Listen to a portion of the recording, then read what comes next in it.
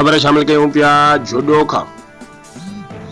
झॾो जे कशी क़ालूनी में ॾींहं ॾिठे जो गोलियूं हणी क़तल कयल इकबाल जत जे फर्ज़ंद हाफिज महमद उमर जत मीडिया सेंटर झॾो ते प्रेस कॉन्फ्रेंस कंदे चयो त मुंहिंजे वालिद इकबाल जत खे 9 मार्च ते 3 जवाबदारन अकरम राजपूत मुस्तफा जत ऐं शहजाद जत गोलियूं हणी बेदर्दीअ सां क़तल करे छॾियो हो, जंहिंजो झॾो थाणे ते केस दाख़िल थियल आहे। झॾो पुलिस 14 ॾींहनि जो रिमांड वठण बैदि 2 जवाबदारन अकरम राजपूत ऐं मुस्तफा जत खे जेल हवाले करे छॾियो, जॾहिं त क़तल केस में घुर्बल 3 जवाबदार शहजाद जत खे गिरफ़्तार न कयो ऐं हाणे शहजाद जत जो केस मां नालो कढण जी कोशिश करे रही आहे।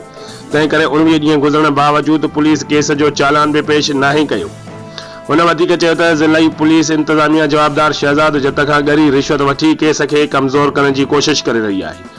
The Supreme Court of Pakistan Chief Justice of Sindh IG Sindh खे अपील कंदे चयो त क़तल केस में मुलविस घुर्बल जवाबदार खे गिरफ़्तार करे क़तल में मुलविस जवाबदार खे सख़्त सज़ा ॾिनी वञे।